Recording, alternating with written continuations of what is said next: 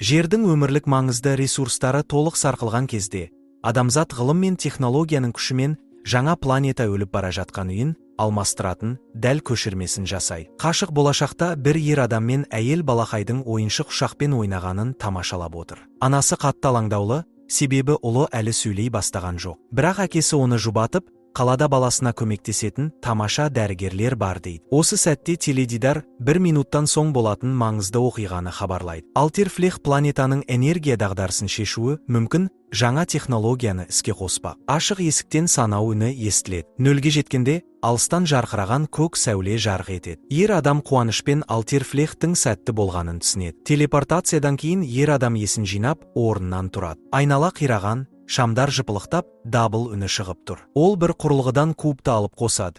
Жақын тұрған чемоданнан құлаққап табады. Жүйеге кірген соң, бәрін жазып ала бастайды да, зертханадан шығуға бел буады. Сыртқа шыққанда ол ғалымдар мен компания қызметкерлерінің мәйітін көреді. Олардың жанынан өтіп бара жатып, өзін жаңғырық екенін айтады. Оның секірісі сәтті болғанымен, нақты координаттарын анықтай алмайды. Далада ол одан да көп қирау мен өліктерді көреді. Алыстан жұмыс істеп тұрған энергия мұнарасын байқайды. Бір мезетте құлаққабы өшіп қалады. Марқұмдардың бірінен жаңа құлаққап тауып, қайта жүйеге қосылады. Ол Эббиге қоңырау шалады. Эбби оның тірі қалғанына таңырқайды. Ол зертхананы белгісіз біреулер қиратып, контейнерді жойғанын, бәрі оның өлгеніне сенгенін айтады. Уилл не болып жатқанын мүлде түсінбей қалады. Іске қосылудан 9 ай бұрын Альтерфлех энергия мұнарасын жарнамалаған еді. Олар құрылғы адамзатты құтқарып, 1000 жылға бүкіл әлемді энергиямен қамтиды деп уәде берді. Кеңседегі терезеден ойлы көзбен Альтерфлех визиткасына қарап тұрған Уиллге компания директоры Абигейл кіріп келеді. Ол Уиллге жұмыс ұсынады. Ол физик, бұрынғы NASA ұшқышы, әрі А нұсқасына аз қаупі бар ең қолайлы кандидат. Уилл олардың құпия мәліметтеріне қол жеткізгеніне таңырқап, ұсыныстан бас тартады. Оның ақштан кете алмайтын маңызды себептері бар еді. Абигейл оның қарындасы мен қамқорлығындағы бала жайлы білетінін айтады. Егер ұсынысты қабылдаса, олар отбасы үшін үй мен ең үздік дәрігерлерді қамтамасыз етеді. Уилл үшін бұл мүмкін еместі мүмкін етуге берілген мүмкіндік болатын. Күмәндана отырып, ол келісімге қол қояды. Қазіргі уақытқа оралғанда, Уилл бос қаланың көшелерімен жүреді. Ол қарындасына қоңырау шалуға тырысады, бірақ жауап жоқ. Ол әлі де жаңғырық екенін түсінеді. Кубты қарағанда сканерлеу басталып кеткенін көреді. Жақсон барлық қажетті деректер дайын болады. Бұл мұнараға бару уақыты келгенін білдіреді. Қаланы аралап жүріп, ол өлі адамдардың денелерін көріп, одан сайын мазасызданады. Ғимараттардың жанынан өтіп бара жатып, ол Альтерфлех пен оның технологиясын жоюға шақыратын плакаттарды байқайды. Бір дүкенде жұмыс істеп тұрған теледидардан жаңалықтарды жүйесіне қосады. Хабарламада өзін көтерілісшілер деп атайтын белгісіз әскери экоактивистердің бүлік тудырғаны айтылады. Олар мұнараның іске қосылуы бүкіл жүйені тұрақсыздандырды деп компанияны айыптайды. Бұған жауап ретінде компания қауіпсіздік дрондарын жіберіп, полициямен бірге мұнара маңынан 46 мильдік эвакуация аймағын жариялаған. Бірнеше көше өткен соң, Уилл аспанда қоқыс түсіп жатқан ерекше энергия қиынын байқайды. Жақындап барған кезде ол көптеген өлі құстарды және бүтіндей бір қайықты көреді. Кенет қиын қуатты импульс шығарып, оны жерге құлатады да, қолын жаралайды. Ол жақын маңдағы дәріханаға кіріп, жарасын таңады. Осы кезде тартылып тұрған құрал саймандардың барлығы кубқа жабысып қалады. Бұл құбылыс оны одан сайын әбігерге салады. Кенет сыртта дабыл үні шығады. Ол артқы есіктен шығып, көшеде қарулы әскерилері бар әскери көлікті көреді. Олардан бұрын Альтерфлех дронын атып түсіреді. Кенет басқа көлік келіп тоқтайды. Әскерилердің бірі Уиллді байқап, қолын көтеруді бұйырады. Олар көтерілісшілер екенін түсінген Уилл оқ атпауды өтінеді.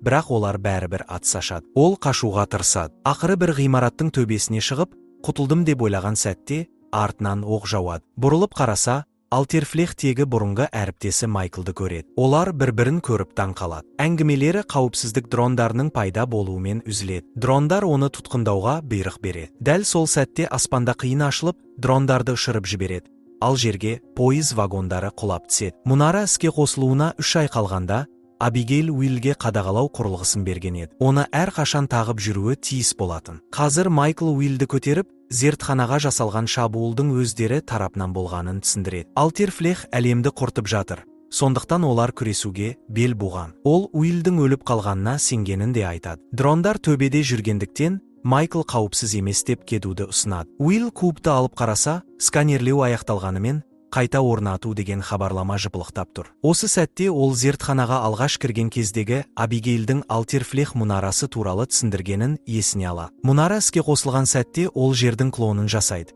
Бірақ бір маңызды айырмашылықпен эко мүлде органикалық материясыз болма. Басқаша айтқанда, ол тіршіліксіз кеңістік энергияға айналдырылуы мүмкін шексіз материал қоры. Өлшемдер арасындағы арна ретінде мұнара гравитациялық порталдар тудырып, олар арқылы экодан масса тартып алып, оны электромагниттік энергияға айналдыра. Бұл энергия кейін қауіпсіз әрі еркін түрде екі әлем арасында беріліп, жерді мыңдаған жылдар бойы қамтамасыз ете алады. Бұл тұжырым Уиллді таңырқатады. Абигейл оған міндетін түсіндіреді, ол портал арқылы экоға кубты алып өтуі керек. Сол жерде жүйені сканерлеп, қателерді түзетеді. Кубты эко мұнарасына жеткізіп, терминалға қосуы қажет. Абигейл бұл қарапайым тапсырма екенін айтып, оның тез арада ине қайталатынына сендіреді. Кейін Уилл кубты қайта тексеріп, онда санау басталғанын байқайды. Ол кубты жасырып, Майклға бұл әлем жердің клондалған нұсқасы екенін, мұнда адамдар да, жануарлар да, органикалық тіршілікте болмауы керектігін айтады. Демек, көшіру кезінде бір нәрсе қате кеткен. Ол Майклға кубты көрсетіп, оны мұнараға жеткізу керектігін түсіндіреді. Бірақ таймер нені білдіретінін,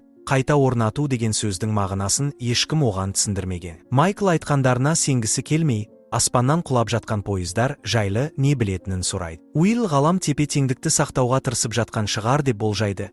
Бір әлемнен энергия тартып алғанда, екінші әлемнен ірі нысандарды да тартып кетеді. Бұл теория Майклды қатты таңырқатады.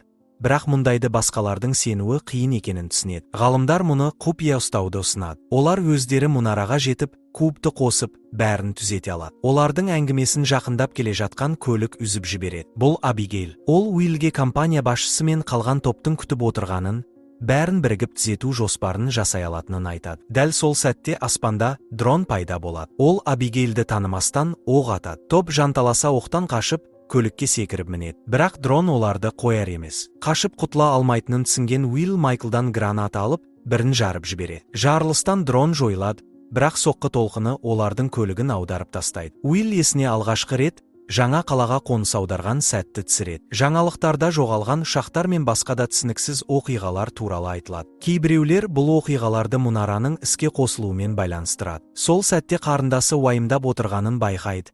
Бірақ ол сезімін білдіргісі келмейді. Жарылыстан кейін топ есін жинап, аударылған көліктен шығады. Бәрі аман екеніне көз жеткізген соң, Абби Уиллге Ренарға баруды ұсынады. Ол не істеу керегін біледі дейді. Бірақ Уилл бас тартады. Дрондар дәл оны көздеп өлтіруге тырысты. Енді ол Альтирфлехтің мүшесі емес. Оның орнына мұнараға жетуге көмектесуін сұрайды. Өзі бәрін түзетіп, апатты тоқтатамын дейді. Абби біраз ойланып келіседі. Олар қаланың көшелерімен абайлап қозғалады. Уилл қарындасы Мияға қайта хабарласуға тырысқанымен, тек дауыс жазғышқа түседі. Оның әпкесіне қалдырған хабарламасын естіген Абби отбасының аман екенін, эвакуацияланғанын, өзі бұған көз жеткізгенін айтады. Біраздан соң достар қайтадан дрондарды байқап, қираған бір ғимаратқа жасырынады. Дрондар кеткесін, оларды қабырғаларға жазылған ұрандар мен мұнараны жоюға шақырған жазулар қызықтырады. Тағы бір кварталды өткенде, олар мұқият тізілген мәйіттерді көреді. Майкл мұны Альтирфлех қауіпсіздік жасағы жасағанын,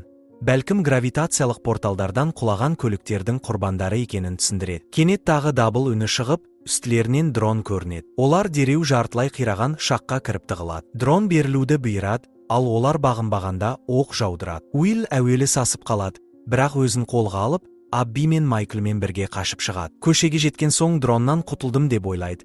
Бірақ ол қайтадан тауып алып оқ жаудырады. Ақыры олар оны атып құлатады.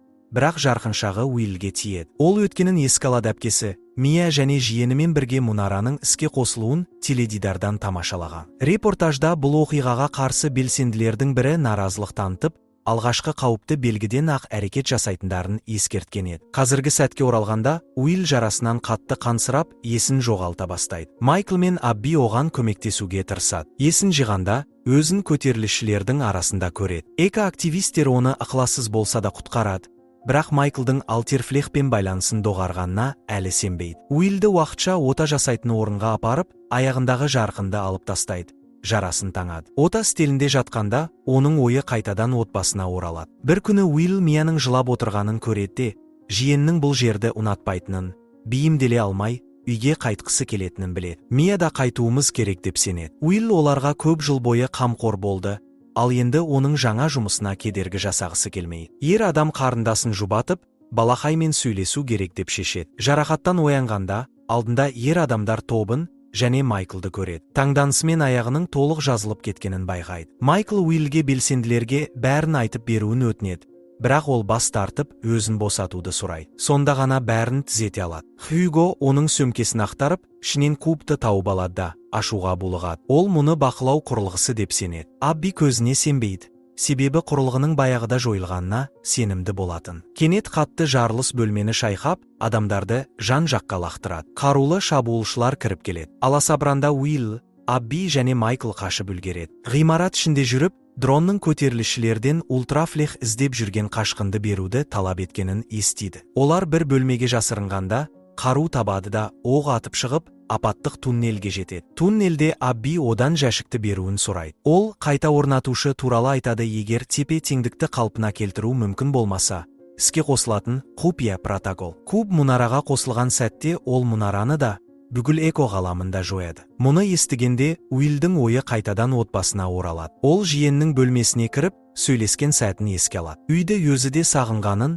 бірақ жұмысы маңызды екенін айтады. Жоба әлемді өзгерте алады. Жиені оған сүйікті ойыншық шағын береді. Аббидің сөздері Уиллді үмітсіздікке итермелейді. Оның миссиясы нағыз жанқиярлық екенін түсінеді. Ол Аббиге сенбейді. Отбасына не болғанын білгісі келеді. Жауап ала алмаған соң, үйіне өзі қайтып көруге бел буады. Абби тоқтатуға тырысқанымен ол тыңдамайды. Сыртқа шыққанда аспанда сансыз гравитациялық порталдар пайда болып, кемелер, яхталар құлап жатқанын көреді. Үйіне жеткенде оны бір алып нысан соғып кеткенін, үйдің жартылай қирап, өртеніп жатқанын көреді. Бұл көрініс естеліктерді оятады. Доннимен сөйлескен соң, Уилл мияға оларды үйінен алып кеткені үлкен қателік әрі өзімшілдік болғанын мойындайды. Олар бақытсыз болғандықтан, ол бәрін тастап, ертең ақ алғашқы рейспен қайтуға дайын екенін айтады. Кирандыларды аршып жүріп, мәйіт тауып, отбасының өлгенін түсінеді. Ол Аббиге айғайлап, оны өтірік айтты деп айыптайды. Дәл осы кезде дабыл үні шығып, жолда ультрафлех күзет көлігі пайда болады. Олар Уиллді күштеп зертханаға әкетіп, отбасымен қоштасуға да мүмкіндік бермейді. Себебі компанияда төтенше қате хаттамасы іске қосылған еді. Оларға Уилл ауадай қажет болатын. Қауіпсіздік жасағын қайта көрген Уилл оның артынан келе жатқанын түсінеді. Олар одан кубты тартып алып, қатты соққымен есінен тандырады. Уилл есін жиса, өзін жеке ұшақпен Ренарға жеткізгенін көреді. Компания басшысы кубты зерттеп, Уиллдің оның әлемін жоюына жол бермейтінін айтады. Ренар екі ғалам қатар өмір сүре алмайтынын біледі.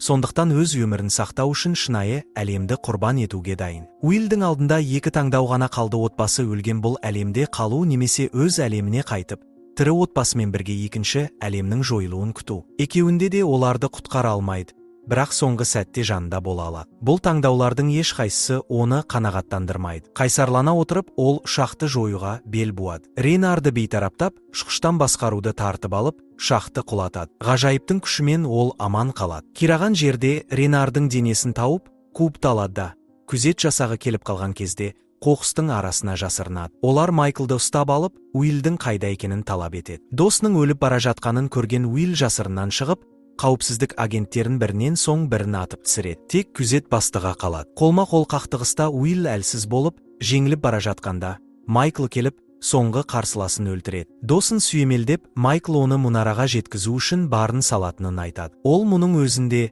бәлкім бүкіл әлемді де құртып жіберетінін біледі.